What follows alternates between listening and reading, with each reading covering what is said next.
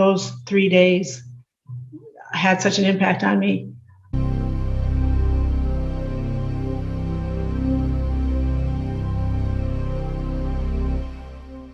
And this is also the, I think, fourth event now, and third contactee, especially gray contactee, that I have hosted in a series that I've been working on. I may continue this with other gray contactees, or I'm also thinking of hosting events with other types of experiencers soon this summer. So our guest, Sherry Wilde, is the author of The Forgotten Promise. I have that book and I actually read it 4 years ago from cover to cover. And it was my first, I think, alien contactee book.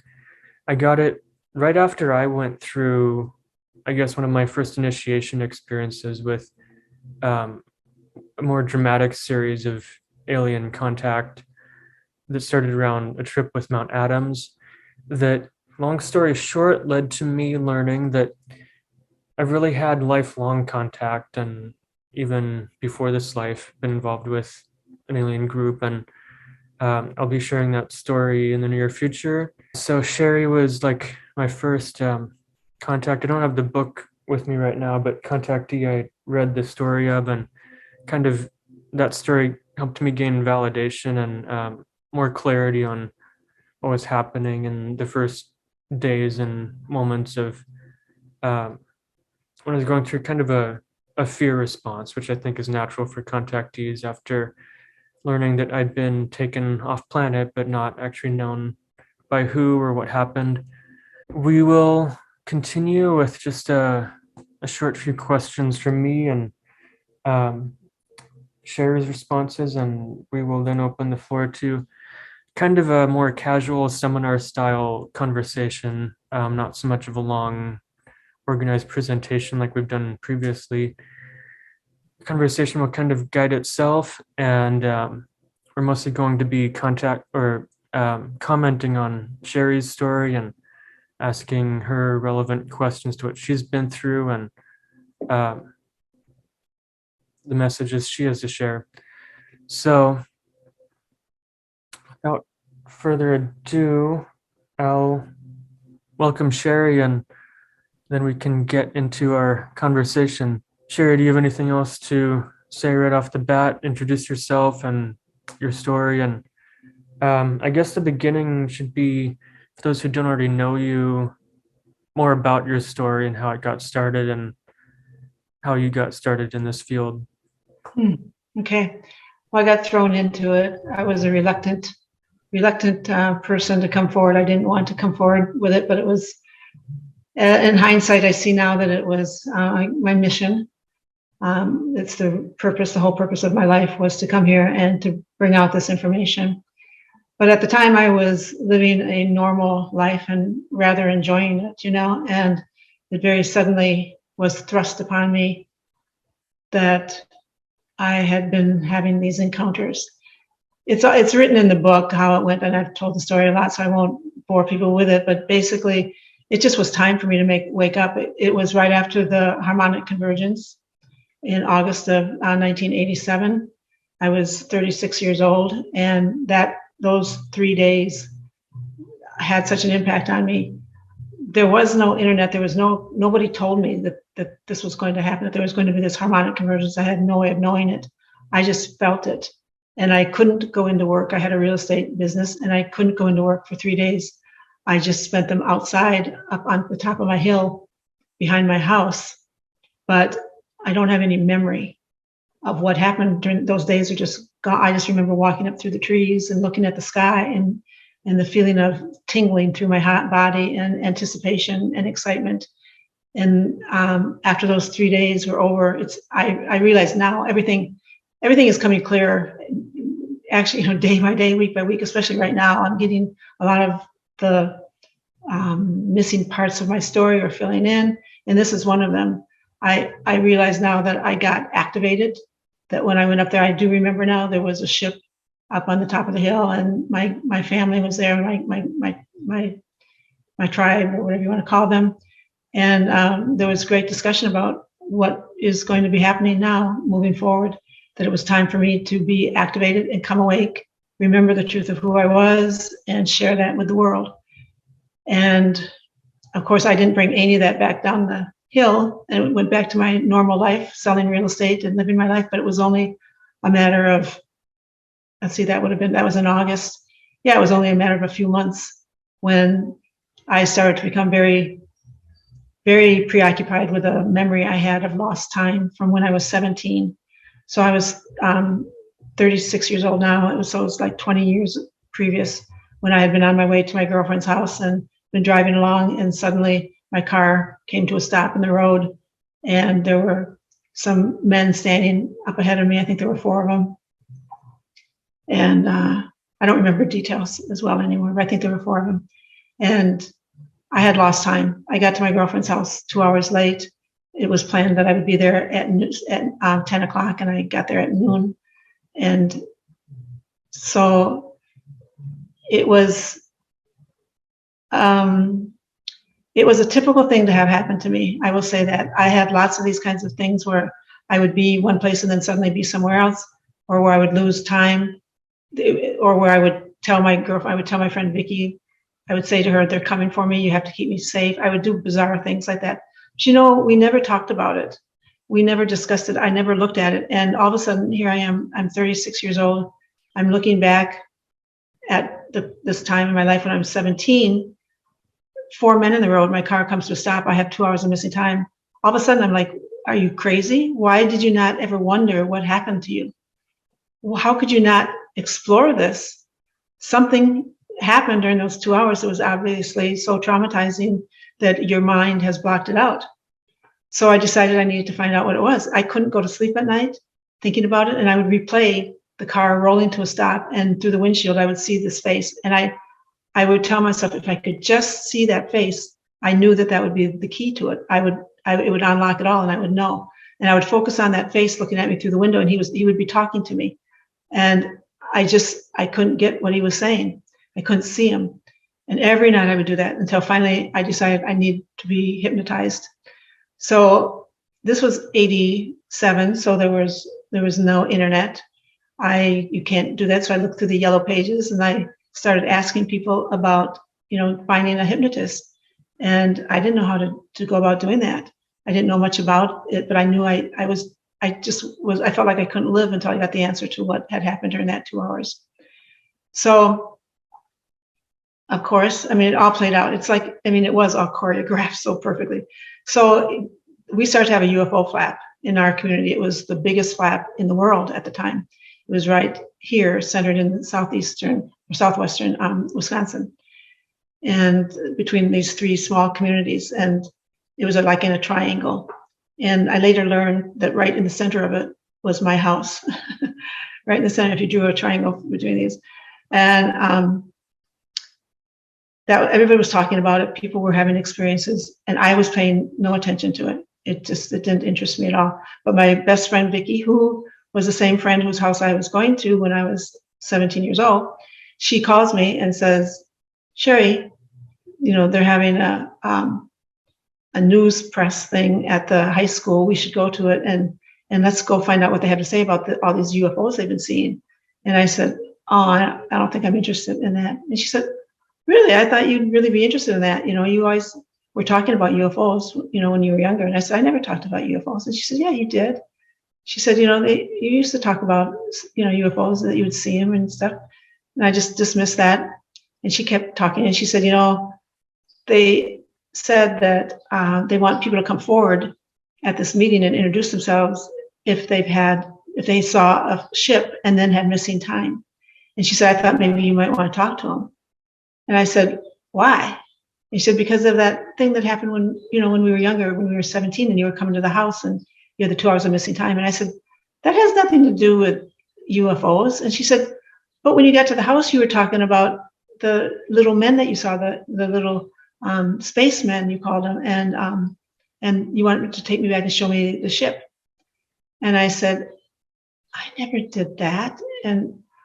But there was a part of me way down deep inside that I was like, did I do that? And then and she said, well, you might want to go to it and talk to somebody, because they say that people who see a ship and then have missing time, that they might have been abducted, kidnapped by the aliens and taken on board the ship and had things done to them. And I just laughed and I said, that is the most ridiculous thing I've ever heard of, Vicki. I said, listen to you. I said, this is America. They would never allow that to happen, and, which was really naive on my part. But anyway, that's how it all started. I ended up, when she said that they wanted to hypnotize the people, I thought, oh, there's my key to finding a good hypnotist. They will know and have someone that's probably very qualified to do this kind of regression work. So I said, okay, I'm going to go with you because I want to talk to these guys. I had no interest in the stupid UFO stuff. So that's how it went. I went to the meeting. They put pictures, they had drawn pictures of ships that the local people had seen. And I had a huge, brilliant flash. My head felt like it was it felt like it was exploding, because when they flipped through and showed those pictures, I had seen all of them. And the one big orange globe I had seen just like 2 or 3 nights previous, and I had the weirdest encounter, because I watched it in the sky. I couldn't figure out what it was, and I had totally forgotten about it till I saw that picture of it, and I was scared. It scared me. That scared me. I'm like, am I losing my marbles? How could I see that and not remember it? And I got really scared, and that's when I told Vicky, I said, I'm leaving. I'm getting out of here. And she said, well, just wait. They're about to break. And they did, and that's when I went over and introduced myself to Don Schmidt. And he didn't have that much interest in talking to me about the orange ship that I saw, since I did have missing time, but I didn't realize it at the time. I don't know. You just don't. Sometimes it takes a while to remember. But I told him that I was looking for a good hypnotist, and we started a dialogue about that, and he wanted to know why. And I told him, in all innocence, knowing that it had nothing to do with this stupid UFO stuff, which I didn't believe in anyway.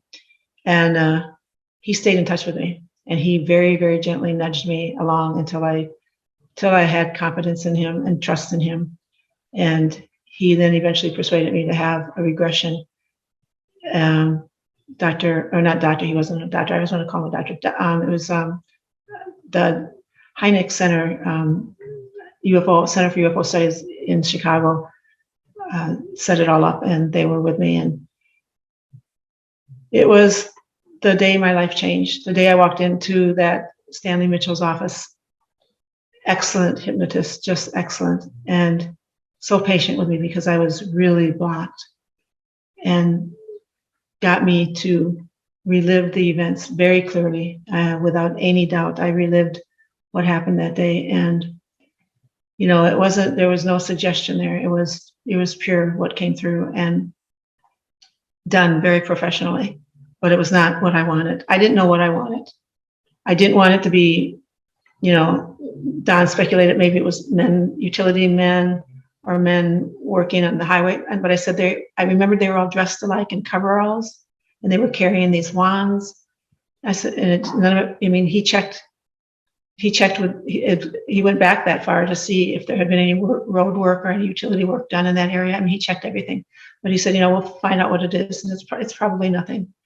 So when it turned out to be that the man's face looking through the windshield of my car was a gray alien looking guy, and that he said my name, Sherry, we've been waiting for you,